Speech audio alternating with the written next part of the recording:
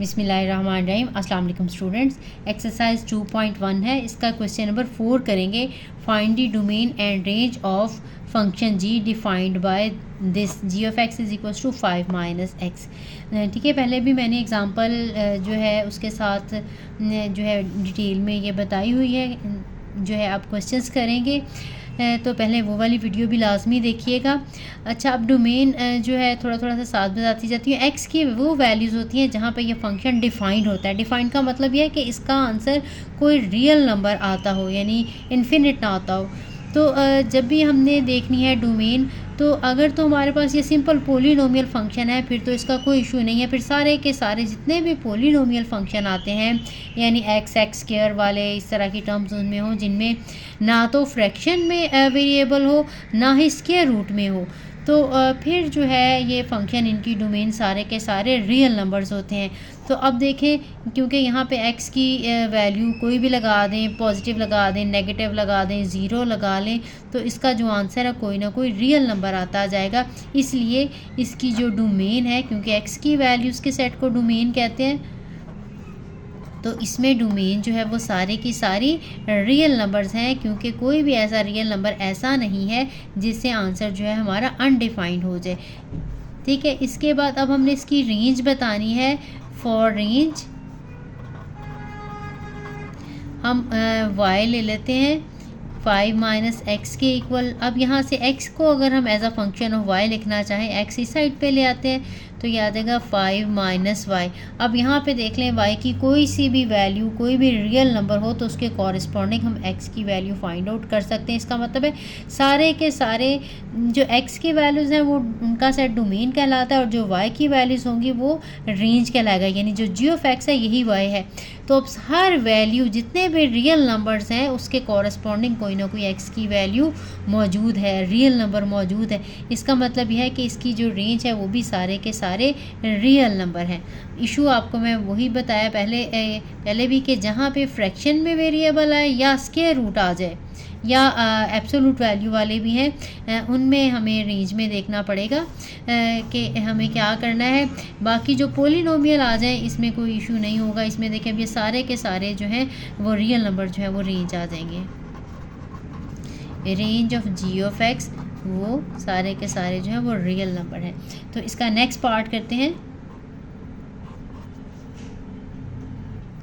अब next part है g of x is equal to x plus 2 का square root. अब ये जब भी स्क्वायर रूट वाला हमारे पास फंक्शन आ गया, तो अब देखिए स्क्वायर रूट के अंदर अगर नेगेटिव आ जाए तो आपको पता है कि आंसर इसका रियल नहीं रहेगा। तो अब हमने पहले चेक करना है कि आंसर जो है ये कहाँ पे ज़ीरो आ रहा है।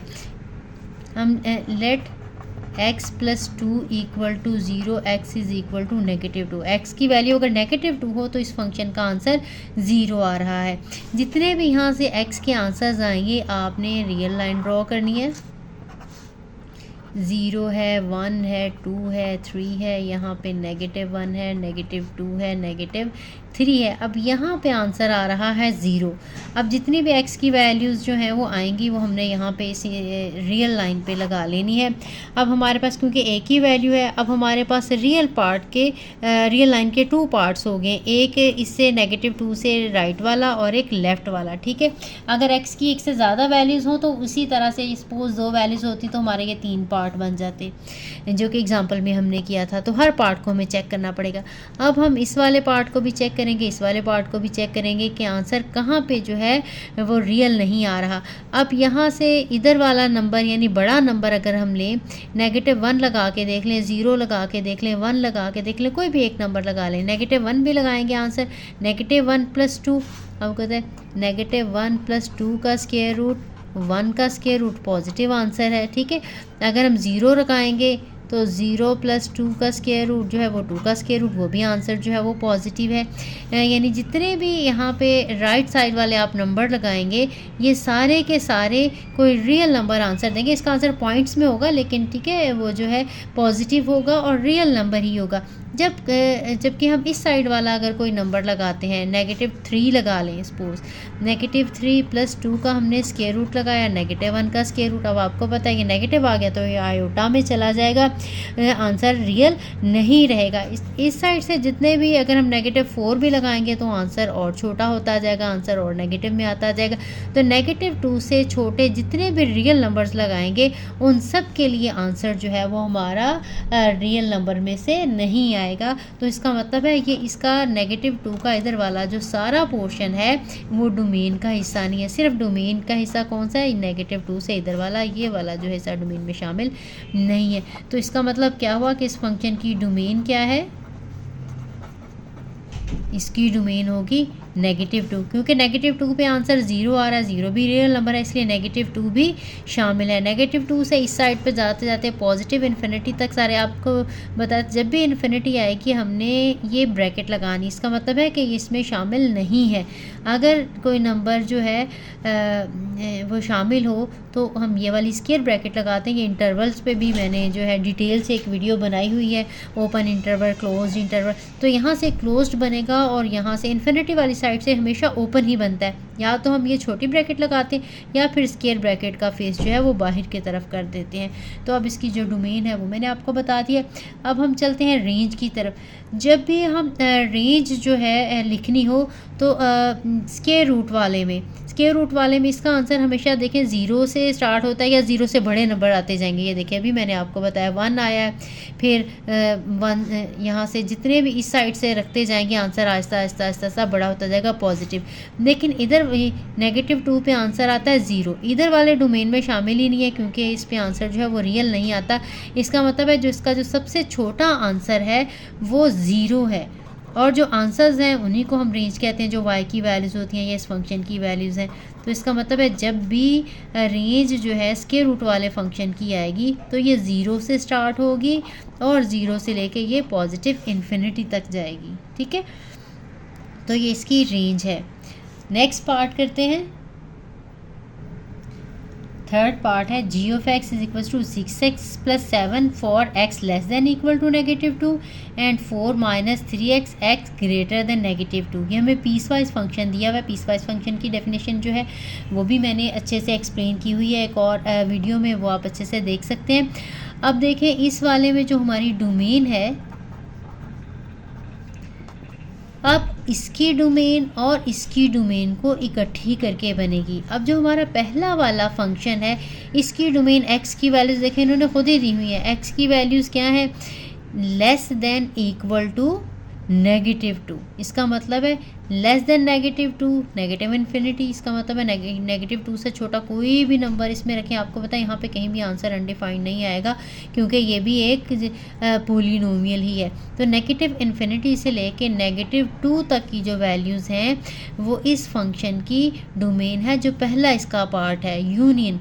अब नीचे वाले की तरफ आए, इसमें कहा हुआ x ग्रेटर देन -2, -2 से बड़ा, -2 शामिल नहीं है। यहाँ पे ओपन इंटरवल आपने लगाना है क्योंकि यहाँ पे इक्वालिटी थी, आपको पता है इक्वालिटी हो तो वो नंबर उसमें शामिल होता है, अगर इक्वालिटी ना हो तो उसका मतलब वो नंबर शामिल नहीं है। लेकिन यहाँ पे बड़े की सिंबल है, इसका मतलब सिर्फ इससे बड़े नंबर्स की बात करें। -2 से बड़े नंबर कहाँ से, -2 से लेके पॉजिटिव इन्फिनिटी तक सारे नंबर। ठीक है, इन्फिनिटी हो तो आपने यही ब्रैकेट लगानी है। जो नंबर इंक्लूड ना हो तो उसको इंटरवल को हम ओपन इंटरवल कहते हैं, तो ओपन इंटरवल के लिए ये ब्रैकेट लगती है, या बाहर की तरफ फेस। इसको -2 से इन्फिनिटी ऐसे भी लगा सकते थे, ये आपकी अपनी मर्ज़ी है जैसे लिखना चाहें। अब इन दोनों इंटरवल्स को कंबाइन कर लें। ये देखें ये पहला इंटरवल हमारा था, सपोज यहाँ पे -2 है, -2 से इधर वाला सारा इंटरवल था, दूसरा -2 भी शामिल था और ये सारे भी शामिल थे। अभी साइड में -2 शामिल नहीं है, लेकिन इससे पीछे से लेके पॉजिटिव इन्फिनिटी तक सारे नंबर है। इसका मतलब ये पूरे का पूरा जो है वो रियल लाइन आ गई। -2 भी आ गया, -2 से छोटे भी आ गए और -2 से बड़े भी आ गए। इसका मतलब है जो इसकी डोमेन है नेगेटिव इन्फिनिटी से लेके पॉजिटिव इन्फिनिटी सारे के सारे रियल नंबर्स हैं। अब चलते हैं इसकी रेंज की तरफ। तो अगर हम रेंज चेक करते हैं इसकी, फॉर इसको पहले वाले फंक्शन को मैं g1x कह देती हूँ, 6x+7। यहाँ पे अगर देखें -2 आंसर रख के देखेंगे, ऐसे छोटे आंसर्स रख के मैं चेक करती हूँ तो इसका क्या आ जाएगा। ये फॉर रेंज चेक करने लगी थी, मैंने रेंज भी लिखना है, ठीक है, फॉर रेंज। अब देखिए इसमें अगर हम -2 लगा के देखूँ, G1 -2 6 इंटू -2 + 7 आंसर आ जाएगा 12 + 7, -12 + 7 आंसर आ जाएगा -5। ठीक, अब इसके बाद अगर मैं ये, क्योंकि x लेस देन -2 है, -2 से छोटा कोई और नंबर हम लगा के देख लूँ, -1 अगर मैं लगा दूँ 6 -1, पॉइंट्स में भी हम रख सकते हैं, यानी दोनों के दरमियान में -1.5 भी हो सकता है, -1.1 भी हो सकता है। सिर्फ हमें देखिए अंदाज़ा इन्हीं नंबर से हो जाता है, होल नंबर्स भी हम रख के देखते हैं ना। ये आ जाएगा -6 + 7 और आंसर कितना आ जाएगा 1, यानी इससे बड़ा। इसी तरह से जितने हम छोटे इससे नंबर रखते जाएंगे आंसर जो है वो हमारा जो है वो बड़ा आता जाएगा। सॉरी, -2 इससे हमने छोटा नंबर रखना था, लेस देन -3, सॉरी -3 रखेंगे 18 + 7, तो ये आंसर आ जाएगा 11, -11। छोटा आ रहा है आंसर भी, जैसे ही नंबर हम छोटा रखते जा रहे हैं आंसर और छोटा आता जा रहा है। इसी तरह से जी आंसर जो है अगर हम -4 रख के देखें, C इंटू -4 + 7 आंसर देखिए। अब ये जैसे जैसे हम इसके साथ ये नंबर हमारा नेगेटिव वाला क्योंकि बड़ा होता जाएगा तो आंसर -5 से लेके छोटा आता जाएगा। इसका मतलब है -5 या इससे छोटे के भी अगर लिखना है, -24 + 7 17 आ जाएगा। नेगेटिव सिंबल आ जाएगा साथ। अब देखिए -5 से छोटे आंसर्स आते जा रहे हैं, इसका मतलब यह है कि -5 और इससे छोटे सारे नंबर जो हैं इसकी रेंज बन रहे हैं। So range of G1x is equal to, ये -∞ से लेके -5 तक आ जाएगा इसका आंसर, क्योंकि -2 भी इसमें शामिल था, तो इसका मतलब है -5 आंसर भी इसमें शामिल होगा। ठीक, अब हम चलते हैं इसके दूसरे वाले जो है पार्ट की तरफ, तो उसको हम देख लेते हैं कि अब इसका क्या आंसर आएगा। अब है हमारे पास let G2x is equal to 4 - 3x, और यहाँ पे था x ग्रेटर देन -2, पहले वाले में था x less than equal to, नहीं -2 भी लगाना है और -2 से छोटे नंबर भी लगाने हैं। ठीक है, यहाँ पे पहले मैंने बाय मिस्टेक बड़ा नंबर लगा लिया था, -1 जो है वो बड़ा होता है। अब -2 से बड़ा नंबर जो है वो कौन सा है, -1 हम लगा के देख लेते हैं। तो G2 इसमें हमने -1 लगाया तो 4 - 3 इंटू -1, 4 + 3 आंसर आ गया 5।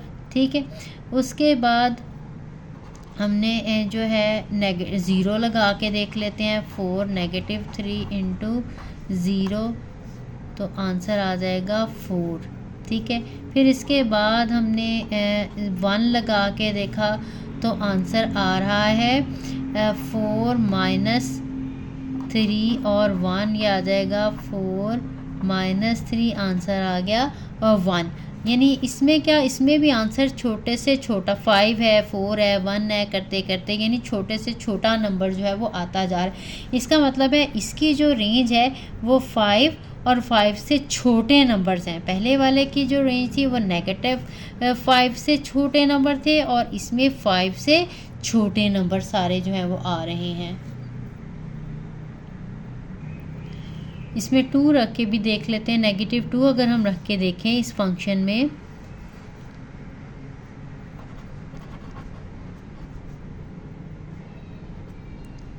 यहाँ पे सॉरी -2 रख के देख लें, आंसर 4 -3 -2 10। ठीक है 10 आ रहा है, लेकिन 10 जो है वो आंसर नहीं आएगा क्योंकि 2 शामिल नहीं था, इसलिए 10 भी शामिल नहीं है रेंज में। लेकिन 10 से छोटे नंबर आएंगे अगर, यानी -2 और -1 के दरमियान में बहुत सारे नंबर आ रहे हैं अभी, ठीक है। -1.1 भी आ रहा है, -1.2 भी आएगा, 5 भी आएगा। इवन अगर -1.1 और -1.2, तो इनके बिटवीन भी बहुत सारे रियल नंबर्स होंगे। हम कंसेक्टिव रियल नंबर्स नहीं लिख सकते। इसका मतलब यह है कि 10 नहीं आएगा, लेकिन 10 से छोटे नंबर जो हैं वो जैसे जैसे हम -2 से थोड़ा पीछे होते जाएंगे, -1.9 करेंगे, तो आहिस्ता आहिस्ता छोटे नंबर होते होते इन्फिनिटी तक ये सारे नंबर आ जाएंगे। इसका मतलब ये है कि जो इसकी रेंज है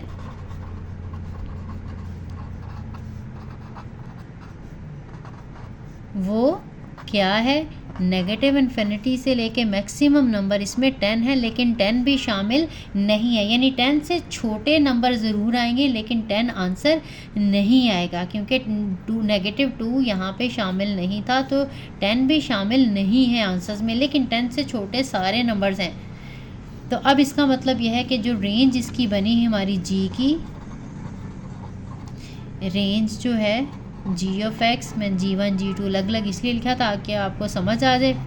पहले वाले की थी नेगेटिव इन्फिनिटी से लेके -5 तक, और दूसरी हमारी बनी है नेगेटिव इन्फिनिटी से लेकर 10 तक। अब अगर इन दोनों इंटरवल्स को कंबाइन करें तो हमारा क्या इंटरवल आएगा, ये देखें, ये रियल लाइन है, यहाँ पे देखें इस साइड पे नेगेटिव इन्फिनिटी है, यहाँ पे 0 है सपोज़, यहाँ पे +5 है, यहाँ पे 10 है, यहाँ पे -5 है, यहाँ पे -10 है। मैंने सारे दरमियान वाले नहीं लिखे।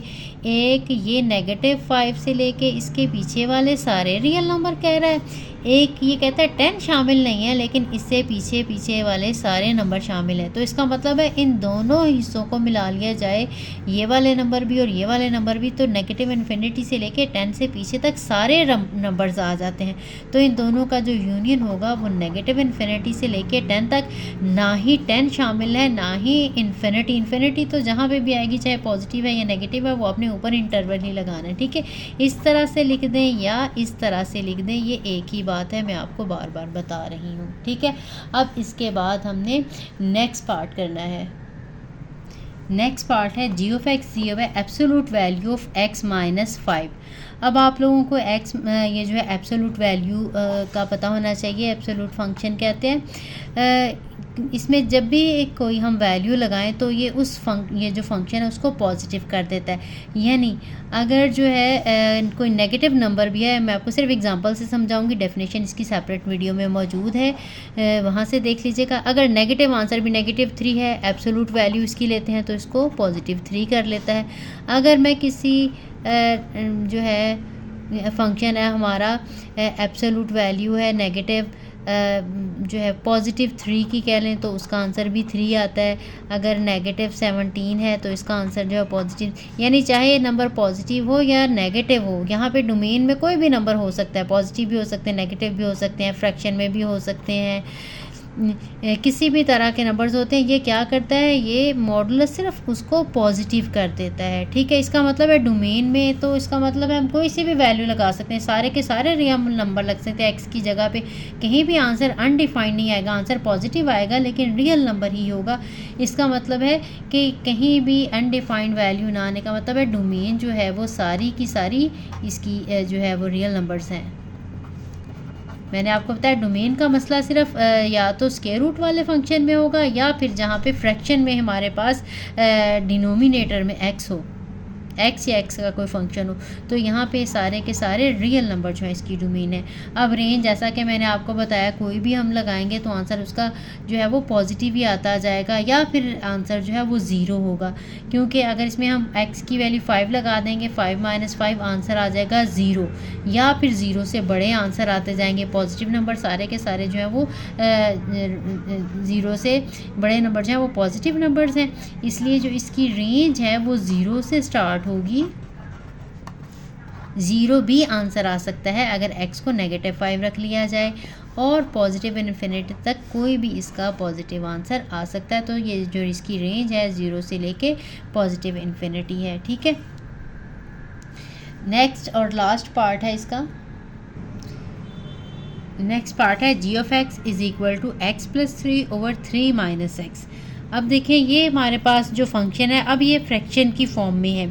फ्रैक्शन में आपको पता है अगर ज़ीरो आ जाए, समथिंग ओवर ज़ीरो आ जाए, तो आंसर जो है वो अनडिफाइंड हो जाता है। इसका मतलब है कि हमने चेक करना है कि ये फंक्शन का आंसर ज़ीरो जो है वो कब आ रहा है। जहाँ पे ज़ीरो आ रहा है इसका मतलब है वो नंबर डोमेन में शामिल नहीं होगा। अब 3 माइनस एक्स अगर ज़ीरो को इक्वल करें तो यहाँ पे एक्स का आंसर आ जाता है 3। इसका मतलब है जहाँ पे एक्स की वैल्यू 3 होगी, ये देखें 3 माइनस 3 करेंगे आंसर 0 आ जाएगा, ये फंक्शन अनडिफाइंड हो जाएगा। इसके अलावा x की कोई भी वैल्यू रख लें, इसका कोई ना कोई पर्टिकुलर रियल नंबर आंसर आएगा। सिर्फ एक 3 जो है वो इसकी डोमेन में शामिल नहीं है। So domain of g of x is all real number except 3। जब सिर्फ पर्टिकुलर 1 या 2 या 3 नंबर हमने लगाने हो तो फिर हमने ये वाली ब्रैकेट लगानी है, फिर हमने इंटरवल वाला जो है वो छोटी ब्रैकेट या बड़ी ब्रैकेट नहीं लगानी। इंटरवल जब हम लगाते हैं जब दरमियान वाले नंबर जैसे 0 से 3 वाले ये सारे रियल नंबर्स की हमने बात करनी हो तो फिर हम ये इंटरवल लगाते हैं। अब ये पर्टिकुलर नंबर है, -3 कह लें या +3 नहीं है या -3 नहीं है या 1 नहीं है, तो हम लगाएंगे real number minus this number, 1 है या 2 है या 3 है, हमने एक ही सेट के अंदर लगा देने हैं। ठीक, अब हमने चेक करना है कि रेंज इसकी क्या होगी।